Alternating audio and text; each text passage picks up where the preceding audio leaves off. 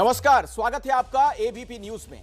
आप देख रहे हैं हुंकार, आपके साथ मैं हूं अखिलेश आनंद। अक्टूबर का महीना जम्मू कश्मीर के लिए अशांति का महीना रहा है। अक्टूबर के 17 दिनों में आतंकियों ने 11 बेकसूर लोगों को मौत के घाट उतार दिया। पिछले 3 दिनों में ही यूपी और बिहार के रहने वाले 4 मजदूरों को मौत के घाट उतार दिया गया। जो मजदूर जिंदगी के गुजर बसर की उम्मीद में अपने घर से सैकड़ों किलोमीटर दूर कश्मीर गए थे, वहां उन मजदूरों की जिंदगी ही खत्म कर दी गई। आखिर कश्मीर में बेकसूर और निहत्थे मजदूरों को निशाना क्यों बनाया जा रहा है? क्या सेना के हाथों चोट खाने वाले आतंकी मजदूरों को निशाना बनाकर सरकार पर दबाव डालने का प्रयास कर रहे हैं? क्या दूसरे प्रांत के लोगों और कश्मीरी पंडितों और सिख समुदाय के लोगों को निशाना बनाकर आतंकी सरकार की उस योजना को नाकाम करना चाहते हैं, जिसके तहत कश्मीर में सरकार खुशहाली लाना चाहती है, अपने ही घर से दर बदर लोगों को वापस घाटी में बसाना चाहती है? सवाल कई हैं, लेकिन इन गंभीर सवालों के बीच कश्मीर में आतंकी घटनाओं पर राजनीति भी कम होने का नाम नहीं ले रही। तो आज की हुंकार इन्हीं मुद्दों पर, लेकिन पहले एक रिपोर्ट देखिए।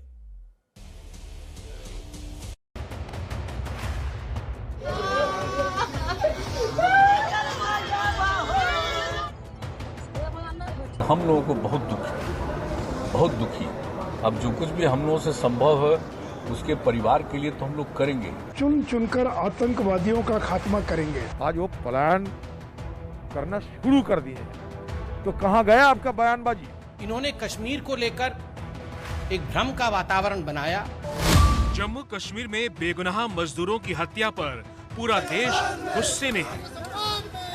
अक्टूबर के महीने में आतंकियों ने 11 आम लोगों को निशाना बनाया। इनमें से 5 मजदूर हैं।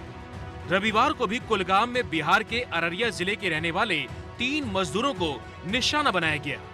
आतंकियों की फायरिंग में 2 मजदूरों की मौत हो गई, जबकि एक की हालत गंभीर है। मजदूरों की हत्या को लेकर सियासी संग्राम छिड़ा हुआ है। ये सवाल बिहार के मुख्यमंत्री से भी है कि आपकी चुप्पी क्या कहती है? इतने दबाव में है, आप संदेश नहीं दे सकते हैं केंद्र की सरकार को? और केंद्र की सरकार क्या कर रही है? क्या वो अलाउ कर रही है कि इस प्रकार की चीजें चलती रहे? तेजस्वी यादव जी ज्यादा सक्रिय होना चाहते हैं, तो मेरा निवेदन उनसे है कि वो कश्मीर चलें। कल मैं उनके साथ चलूंगा और हम लोग जो हैं आतंकवादियों से मुकाबला करें। प्रधानमंत्री और अमित शाह जी से अनुरोध करते हैं कि कड़ी कार्रवाई कीजिए ताकि आतंकवादी वंस फॉर ऑल के लिए खत्म हो जाए। अगर इसमें कहीं कोई सहयोग की आवश्यकता हो तो बिहार में हम लोग तैयार हैं। सवाल केंद्र सरकार पर भी उठ रहे हैं। विपक्ष कह रहा है 370 हटने के बाद जम्मू कश्मीर में आतंकवाद खत्म होने के दावे का क्या हुआ? वहीं बीजेपी विपक्ष पर भ्रम की राजनीति करने का आरोप लगा रही है। कश्मीर को लेकर बड़ी बड़ी बयान देने वाले हमारे गृह मंत्री, हमारे प्रधानमंत्री, हम अभी उनसे पूछना चाहते हैं, आप क्यों चुप्पी साधे हैं?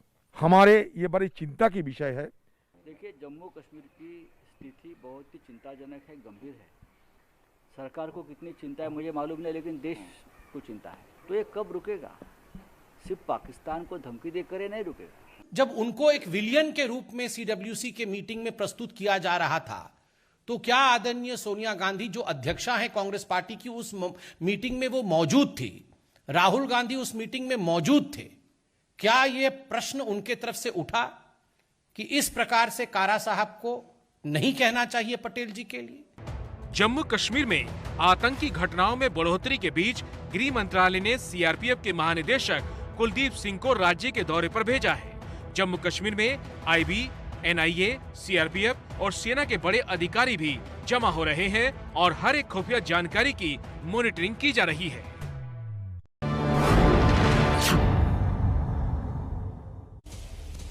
जी हां, एक ऐसी घटना जिसको लेकर कई गंभीर सवाल भी खड़े हो रहे हैं, देश भर से आवाज भी आ रही है।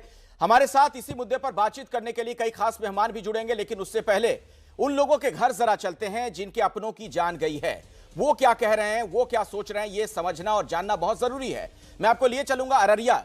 निधि हमारे साथ, हमारी सहयोगी वहां से जुड़ रही हैं। सहारनपुर भी चलेंगे रविकांत के पास, लेकिन निधि पहले आप ही के पास आ रहा हूं। जरा बताइए, परिवार वाले, घर वाले क्या कह रहे हैं?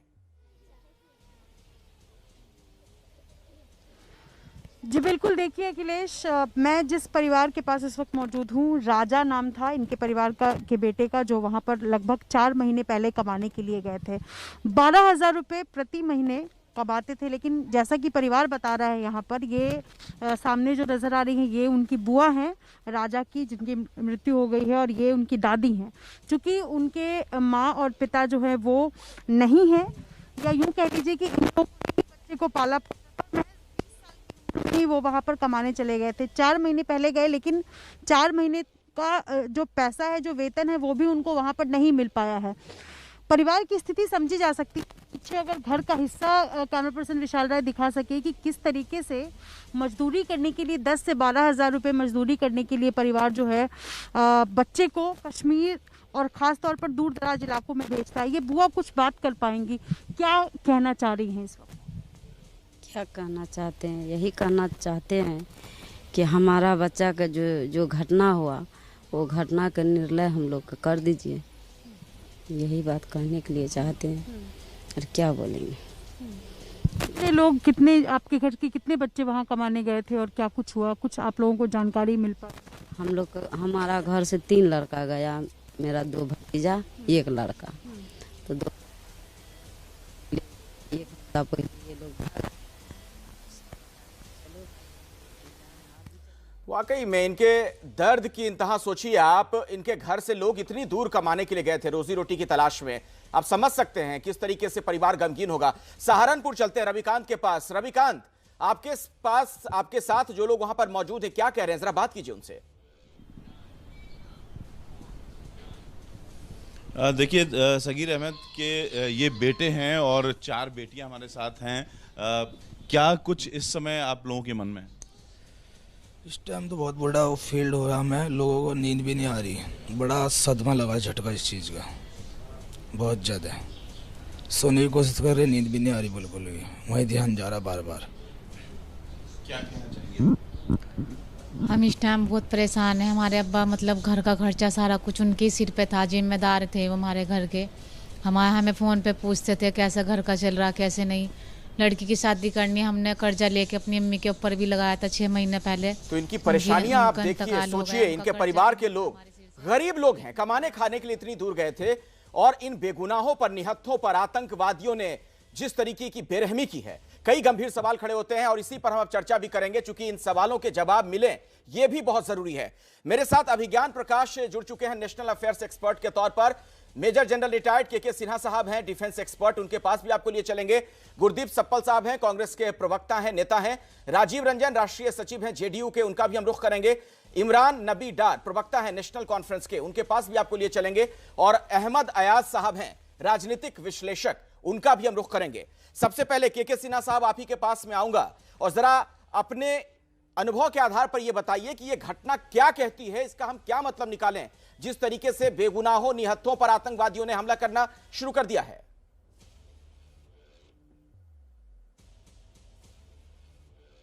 देखिए अखिलेश जी, जब इसका आकलन करेंगे तो very simple and straight forward है, उसमें कोई लाप लपेट नहीं है। ये पूरी की पूरी जो आपने स्थिति पैदा कर ली थी, जो फेवरेबल था और धीरे धीरे सामान्यता की ओर जा रहा है, वापस वो स्थिति को बदल किया है। और वो कहिएगा वो उन्होंने पलटवार आपके पर किया है, तो ये कहीं भूल नहीं होगी। परिस्थिति बोथ जो एलओसी के ऊपर में आप देख रहे हैं, उसके तकरीबन 10 किलोमीटर के इलाके में जो पुंछ रजौरी में चल रहा है, वो बड़े तौर पर 9 जवानों की शहादत हो गई। और घाटी में तो आप देख ही रहे हैं, दहशत का माहौल, लोग पलायन कर रहे हैं। तो आपके पूरे के पूरे तो, और इसमें किसी को आप दोषी ठहराएं, ये दुश्मन करता है, क्योंकि ये आपका हाइब्रिड वॉर का हिस्सा है। हाँ, आपसे भूले हुई, यदि आप मौका दे तो मैं समझाने की चेष्टा करूंगा, यदि आप बाद में देंगे तो मैं समझा। नहीं, छोटे में बताइए, आप छोटे में बता दीजिए, उसके बाद बाकी मेहमानों के पास जाऊंगा। जल्दी से बता दीजिए कैसे हुआ, क्यों हुआ और कैसे कर। देखिए, हमने बहुत अच्छा किया 370-35, उसके ऊपर में डिबेट नहीं करेंगे, यदि लोग ले जाएंगे इस डिबेट को वहां पर। उसके बाद क्या होता है, फरवरी के महीने में, और ये इसमें सब शामिल हैं, फरवरी के महीने में आप सीज फायर हो जाता है, यूएई उसमें मध्यस्थता करता है और आप पाकिस्तान को सीज फायर का मौका देते हैं। और पाकिस्तान पूरा का पूरा अपने षड्यंत्र को पूरे आतंकवादी संगठन को अफगानिस्तान में लगाता है, आपके ऊपर पैदा करता है कि सामान्य स्थिति हो गई, क्योंकि आपका वायलेंस लेवल डाउन हो गया, और उसके बाद जब वहां पर संभाल लेता है वो, तो इसी बीच यूएवी का जो होता है ना आपका ड्रोन चाहे जम्मू के ऊपर में आपके एयरफोर्स के ऊपर अटैक, या आपका हथियार का गिराना, एक्सप्लोसिव का गिराना, एम्यूनिशन का गिराना, अपने स्लीपर सेल को खड़ा करना और ओवरग्राउंड वर्कर को खड़ा कर, और फिर पलटवार करता है 5 अक्टूबर से।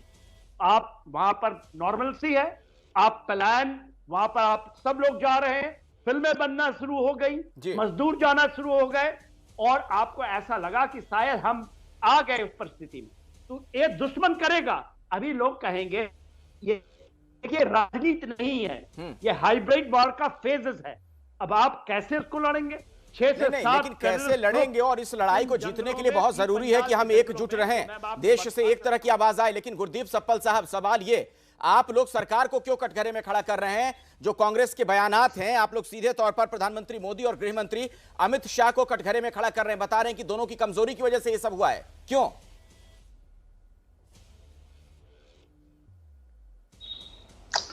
अखिलेश जी, क्योंकि यही सच है। आज बीजेपी की जो सरकार है, उसके अपने गवर्नर सतपाल मलिक, जो कश्मीर के गवर्नर थे, जिनके टाइम में धारा 370 को डाइल्यूट किया और स्टेट को तोड़ा गया, उन्होंने भी बयान दिया कि जब मैं था तो आतंकवादियों की 100 किलोमीटर दूर तक श्रीनगर में आने की हिम्मत नहीं होती थी। तो धारा 370 को हटाने के बाद से अब तक ऐसा क्या हुआ कि ये हिम्मत होने लगी आतंकवादियों की? दरअसल अखिलेश जी, आपको समझना पड़ेगा कि ये पिछले 25 साल में 15 साल बीजेपी राज कर चुकी है, और उसके पहले 60 साल तक पूरे देश को समझाते रहे थे कि उनके पास एक मैजिक फॉर्मूला है स्थिति को सुधारने का। और अब तो उन्होंने 370 मिटा दिया, डिमोनेटाइजेशन कर दिया, सब कुछ कर दिया, स्टेट तोड़ दिया। लेकिन स्थिति क्या है? आज पहले से ज्यादा खराब स्थिति हो गई है। और अगर वो ये कहते हैं कि आतंकवादियों के खिलाफ वो कदम उठा रहे हैं इसलिए खराब हो रही है, तो इससे बड़ा झूठ कोई नहीं होगा। क्योंकि मैं देश को आपके थ्रू ये बताना चाहूंगा कि जब मनमोहन सिंह प्रधानमंत्री बने थे तो साल में 2,500 लोगों की जान जाती थी कश्मीर में एवरेज, और जब वो हटे तो ये आंकड़ा 250 पर आ गया। और उस 10 साल के अंदर मनमोहन सिंह जी के 4,241 आतंकवादी मारे गए, और मोदी जी के 8 साल, ये 8वां साल है, उन्होंने 4,241 आतंकवादी मारे गए। मतलब आप ये कहना चाह रहे हैं, मैं जो समझ पा रहा हूं गुरदीप सप्पल, आप ये कहना चाह रहे हैं, आप ये कहना चाह रहे हैं कि केंद्र सरकार की नीतियां पूरी तरीके से नाकाम है कश्मीर में, आप ये गंभीर आरोप लगा रहे हैं। राजीव रंजन जी, आपकी सहयोगी पार्टी है बीजेपी, जिसकी केंद्र में सरकार है और बिहार में आप दोनों सरकार चला रहे हैं साथ में, आप सुन रहे हैं कांग्रेस का क्या कहना है? ये सरकार की नाकामी है केंद्र सरकार की, उसकी नीतियों की विफलता है कि इस तरह की घटनाएं हो रही है कश्मीर में? देखिए, मुझे ऐसा लगता है राष्ट्रीय सुरक्षा के प्रश्न पर अगर कोई राजनीतिक दल संकीर्ण राजनीतिक हितों को साधना चाहे, देश की जनता इसको समझती है। जिन मुश्किल स्थितियों से कश्मीर का सामना हुआ है, धारा 370 सैद्धांतिक तौर पर जनता दल यूनाइटेड के जो विरोध के कोर इश्यूज थे उसमें से एक रहा है। लेकिन जब धारा 370 अब अतीत का विषय है और कश्मीर 3 हिस्से में बंट चुका है, कश्मीर की सुरक्षा को लेकर के जो ये दावे कर रहे हैं, हाल के दिनों में जो भी घटनाएं निसंदेह वो चिंता पैदा करने वाली है। लेकिन इसे कहीं ना कहीं जो अफगानिस्तान की जो तस्वीर बदली है, पाकिस्तान और अफगानिस्तान का जो नया गठजोड़ है जिसमें चीन और कहीं ना कहीं उसमें रशिया का भी एक परोक्ष समर्थन है, उसके बाद जो तस्वीरें हैं उसमें इस तरह के विश्लेषण से लोगों के मन में आप दहशत ज्यादा पैदा कर रहे हैं। आपको गुरदीप सप्पल को जवाब देना चाह रहे हैं, सुन लेते जरा, उसके बाद बाकी मेहमानों का रुख करेंगे। बोलिए, क्या कह रहे हैं सप्पल साहब? अखिलेश जी, पहले तो बात आपने पूरी होने नहीं दी, लेकिन अफगानिस्तान के मामले में क्या भारत सरकार सोई हुई थी जब अफगानिस्तान में पूरा ये कार्यक्रम चल रहा था विड्रॉल का?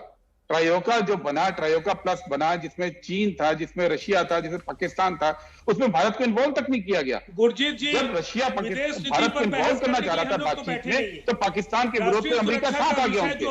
नहीं, आप मेरी बात पूरी होने दीजिए। मैंने आपको टोका नहीं, मैंने आपको टोका नहीं। आपने तो राष्ट्रीय सुरक्षा का जो विषय पे, राष्ट्रीय सुरक्षा का विषय इसलिए कह रहा हूँ कि सरकार का काम क्या है? सरकार का काम के एक बड़े मेरी बात पूरी होने दीजिए। सवाल मेरे से पूछा ना, सवाल हर समस्या का विश्लेषण आप अपने तरीके से ही करेंगे।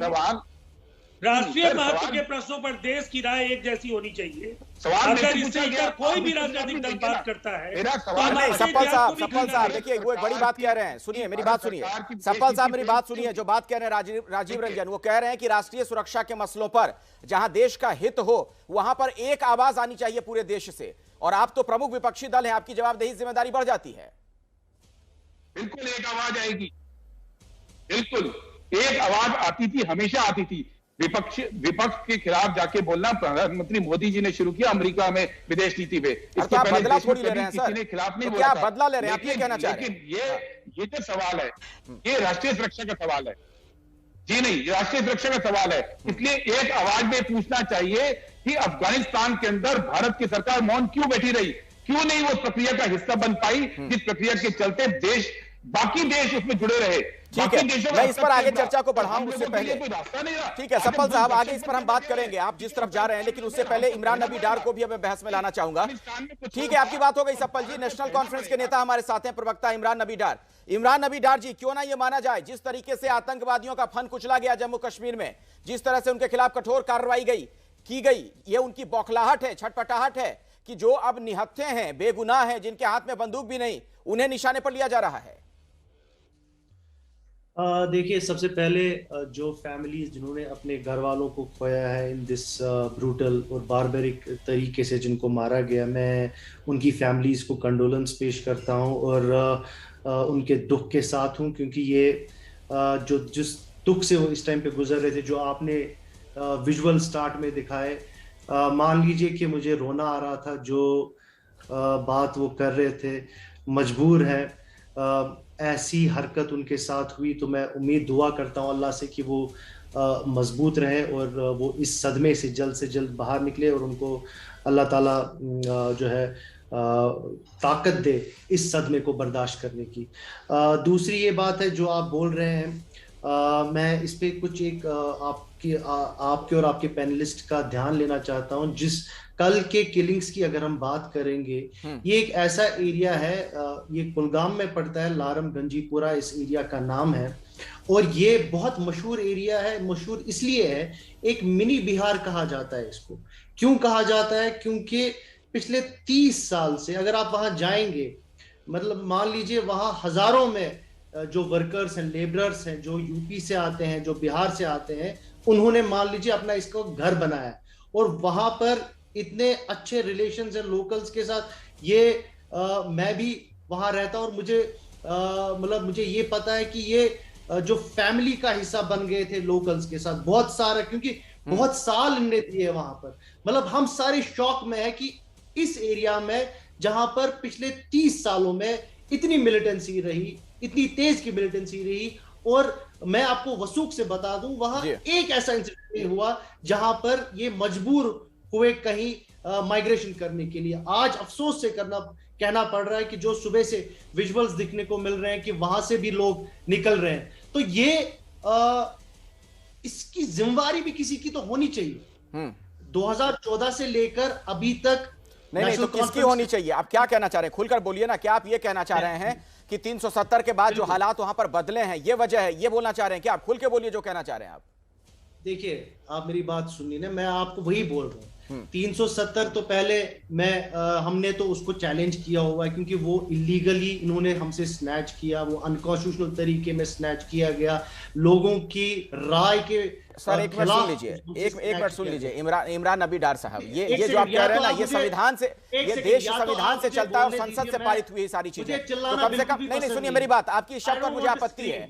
आप ये स्नैच करना, इलीगल कहना, इस तरह की बातें, कोई चीज अगर संसद से पारित हुई है उस पर इस तरीके के जब आप की बातें कहेंगे तो मुझे आपको रोकना पड़ेगा। नहीं, ये गलत है। आप शब्दों का सही इस्तेमाल कीजिए। क्या गलत? स्नैच करना आप क्या कह रहे हैं? आपको पता है ना कहां से ये पास हुआ है? अखिलेश जी, हाँ नहीं, गलत क्या है आप मुझे बताइए ना। मैं बोल रहा हूं ना, देश की संसद में यकीन करते हैं कि नहीं करते हैं? देश की संसद में, संविधान में भरोसा करते हैं कि नहीं करते हैं? अगर नहीं करते तो फिर तो कोई बात ही नहीं है। सुप्रीम कोर्ट ने अभी उस पर डिसीजन नहीं दिया है। अखिलेश मैं यहाँ पे आर्टिकल 370 ठीक है, अभिज्ञान प्रकाश जी, हम बहस नहीं कर रहे हैं। अभिज्ञान प्रकाश जी को मैं अब लाता हूं चर्चा में, नेशनल अफेयर्स एक्सपर्ट है। अभिज्ञान, आप इस घटना को कैसे देखते हैं? और कम से कम इमरान नबी डार जिस तरह की भाषा का इस्तेमाल अभी कर रहे हैं, क्या ये उकसाने का काम नहीं कर रहे ऐसे माहौल में? इमरान नबी डार जो बात कह रहे हैं, अभिज्ञान प्रकाश जी। सुप्रीम कोर्ट में इशू है, सो लेट एक हमारा जुडिशरी है। ठीक है, मैं आपकी बात समझ दो गया। पॉइंट यहाँ पर पहले स्पष्टता रख दूं कि हम कश्मीर में एक चेंज्ड एनवायरनमेंट की सिचुएशन देख रहे हैं। जरा इसको थोड़ा सा गौर से समझिएगा और थोड़ा सा वक्त दीजिएगा। ये राजीव रंजन साहब सही कह रहे थे कि कश्मीर का इतिहास अगर आप उठा के देखें, आतंकी घटनाओं का, आतंकवादियों की गतिविधियों का, वो अपने अपने मौके और हौसले का इंतजार करते हैं, हमको दर्द देने के लिए, हमें चोट पहुंचाने के लिए। ये तस्वीर बदली है अफगानिस्तान के डेवलपमेंट से, तालिबान के डेवलपमेंट से जी। और ये बात सच है, ये बहुत बड़ी बात आप अभिज्ञान कह रहे हैं। जिस तरीके से आपने अफगानिस्तान का इसका कनेक्शन निकाला है, मुझे ब्रेक ले रुकना पड़ा अभिज्ञान। मैं आप ही से चर्चा की शुरुआत अगले सेगमेंट में करूंगा और जो आप कहना चाह रहे हैं वो दर्शकों के लिए समझना बहुत जरूरी है, हमारे दर्शकों के लिए भी समझना बड़ा जरूरी हो जाता है। मैं चाहूंगा अपना विश्लेषण आप इस पर रखें। क्या अफगानिस्तान में जो घटनाक्रम पिछले दिनों में देखने को मिला, इससे भी इसका कोई कनेक्शन हो सकता है? नहीं, मैंने कहा ना एटमॉस्फेरिक्स, माहौल जो है वो प्ले करता है रोल इन आतंकवादियों को ये हौसला देने में कि वो स्ट्राइक करें। इसीलिए भारत सरकार पर यह सवाल पूछा जा रहा है कि एंटिसिपेशन और प्रीएम्प्ट वो कहां तक कर सकते हो, उनको अब लगातार करना पड़ेगा। स्थिति जो है वो एकदम से बदल गई है। दूसरी चीज क्या है, क्योंकि हमारे सैनिकों का इतिहास रहा है, हमारी आर्म फोर्सेस का इतिहास रहा है टेररिज्म से ना सिर्फ लड़ने का, उनको क्रश करने का, तो इसीलिए आप एक रणनीति के तहत देखिए कि सिविलियंस को, मासूम लोगों को निशाना बनाया गया है ताकि एक मैसेज जो है वो कश्मीर से बाहर और इस देश से बाहर भी जाए। तो इसीलिए एक लास्ट पॉइंट इसमें मैं जरूर ऐड करूंगा कि जब भारत अपनी लड़ाई कश्मीर में लड़ेगा, मतलब वो हमारा हिस्सा है, हमारी सिक्योरिटी फोर्सेस जो है वो अलर्ट पे है। आपने बताया सीआरपीएफ जो है वो किस तरह से अब एक्टिव हो रही वहां पर। पॉइंट एक मेरा बस ये है कि इंटरनेशनल ऑडियंस को भी दिमाग में रखकर भारत को लगातार चलते रहना पड़ेगा, क्योंकि ये अटैक जो है, ये प्रहार एक संदेश देने के लिए पोस्ट तालिबान इंटरनेशनल कम्युनिटी के लिए भी है। बिल्कुल बिल्कुल। इसकी आड़ में अहमद अयाज जी, क्यों ना माना जाए कि एक प्रोपेगेंडा चलाने की भी कोशिश है, और खास तौर पर जो बाहर के राज्यों से लोग जम्मू कश्मीर में आते हैं, देश के विभिन्न प्रांतों से कमाने खाने के लिए, उन्हें डराया भी जा रहा है कि वो ना पहुंचे वहां पर।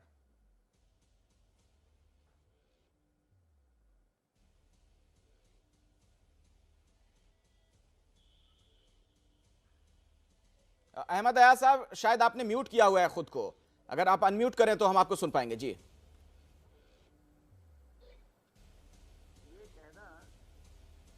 जी बोलिए। ये कहना कि सोचना कि मिलिटेंसी अभी कश्मीर में खत्म हुई है वो गलत होगा, और वो हर वक्त इस ताक में रहेंगे, इस कोशिश में रहेंगे कि कहाँ उनको सॉफ्ट टारगेट मिलेगा और वो अपनी प्रेजेंस को इजहार करेंगे।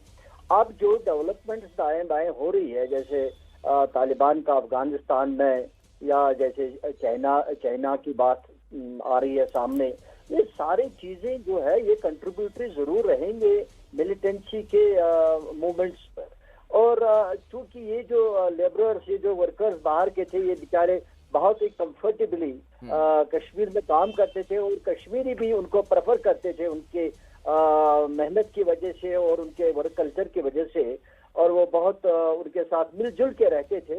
लेकिन अब यहाँ सिचुएशन ऐसी है कि इतनी अनसर्टेनिटी है कि कहीं भी कुछ हो सकता है कभी भी, और ये इन्हीं के साथ नहीं बल्कि किसी भी, जहाँ उनको लगेगा कि सॉफ्ट टारगेट है, किसी को आराम से, जैसे चाहे मैसेज करना हो, चाहे प्रेजेंस दिखानी हो, तो उसलिए जरूरी है कि हर एक लेवल पर सतर्क रहने की कोशिश।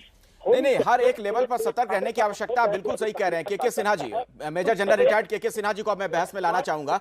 इसके लिए बहुत जरूरी है ना कि ऐसे मौकों पर, जबकि आतंक एक बार फिर से वहां पांव फैलाने की कोशिश में है, सरकार को घेरने की बजाय उनका साथ दें। अगर विपक्ष इस तरीके से सरकार को घेरने का प्रयास कर रहा है कि इसके लिए प्रधानमंत्री जिम्मेदार हैं, गृह मंत्री जिम्मेदार हैं, यह कहां तक सही है? ये एक बहुत बड़ी प्रॉब्लम प्रॉब्लम है कि पॉलिटिकल नहीं, सिन्हा साहब से मेरा सवाल है, के सिन्हा जी। हाँ, ये देखिए, देश की सुरक्षा के ऊपर में देखिए अखिलेश जी, देश की सुरक्षा के ऊपर में, और ये देखिए ये हाइब्रिड वॉर है, सुन लें अहमद साहब, हाइब्रिड वॉर है। इसमें आप घेराबंदी करें, ये पार्टियों का, दलों का हिसाब किताब नहीं है।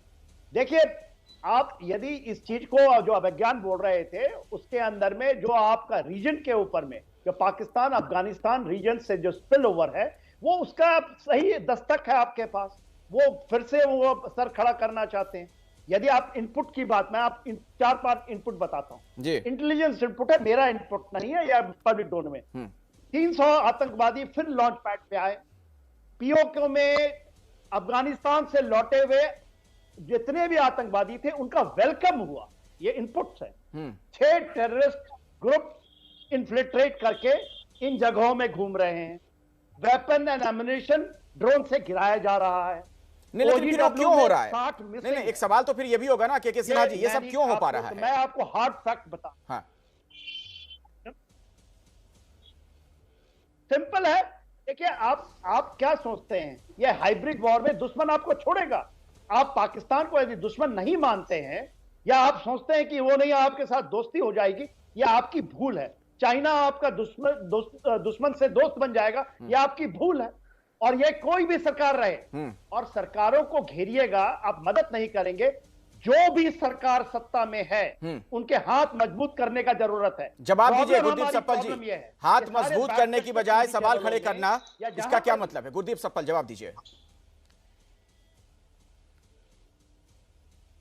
अखिलेश जी, पहले तो मैं उस बात का जवाब दूंगा जिस पे आप बड़े अभी इमोशनल हो गए थे कि संसद से पारित कानून के ऊपर सवाल नहीं उठाए जा सकते। अखिलेश जी, संविधान नहीं, सवाल उठाए जा सकते हैं, लेकिन स्नेच कर लेना, इस तरह की भाषा, उस पर मुझे आपत्ति थी गुरदीप सप्पल साहब।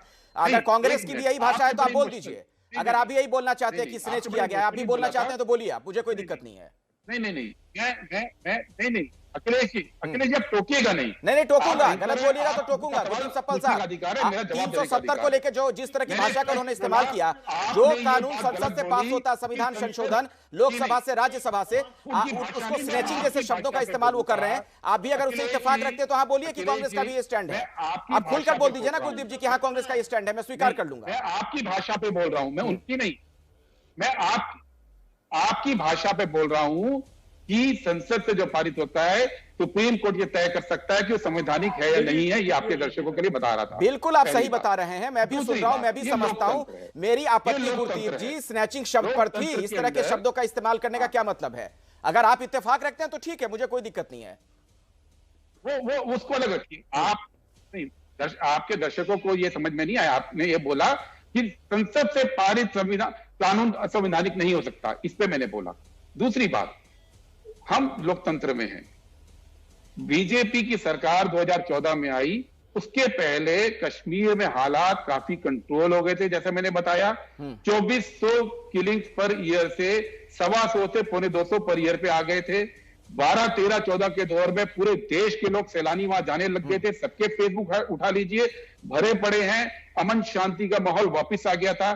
धीरे धीरे आप बात को वहां तक ले आए अपनी नीतियों की वजह से। वो अच्छा, मोदी जी मतलब आप कह रहे हैं कि मोदी सरकार की नीतियों की वजह से कश्मीर का मामला सुलझने की बजाय और ज्यादा उलझ गया है। ये गंभीर सवाल खड़ा हुआ है विपक्ष के रवैये से। लेकिन इसी से जुड़ा एक सवाल राजीव रंजन जी आपसे मैं पूछना चाहूंगा। मुझे यह बताइए कि अगर जम्मू कश्मीर में निहत्थे बेगुनाहों की हत्या होती है तो किसकी जिम्मेदारी और जवाबदेही है? और सवाल यह भी कि अगर विपक्ष इस पर पूछे तो क्या वो आतंकवाद पर राजनीति करना है? देखिए, सबसे पहले आपके प्रश्न का मैं जवाब देना चाहूंगा। जो हालात बदले हैं, पाकिस्तान बेस्ड जो भी टेरर ग्रुप्स हैं, वो एक वातावरण अफरा तफरी का पैदा करना चाहते हैं, जिससे ये कहा जा सके कि 370 की प्रतिक्रियाएं वहां हैं, लोगों में गहरी नाराजगी है और जिसके परिणाम स्वरूप ऐसी घटनाएं हुई।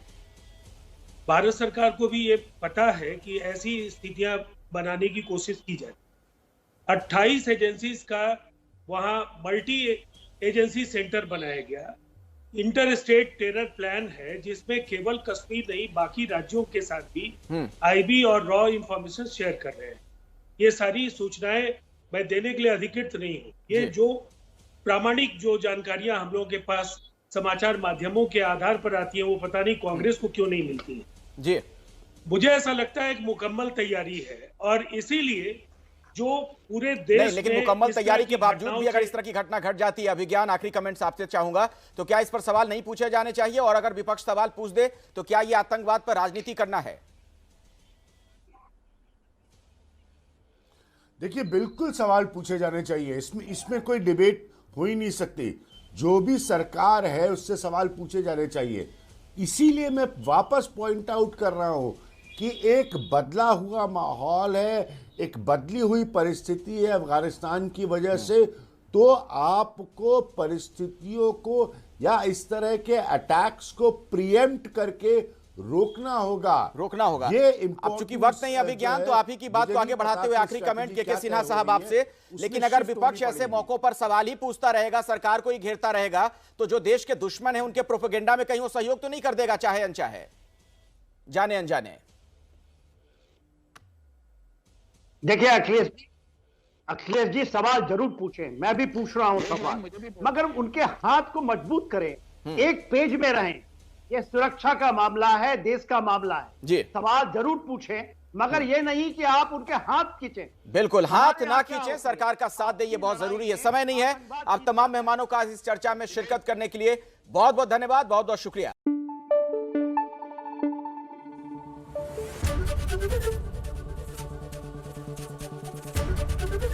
एबीपी न्यूज आपको रखे आगे।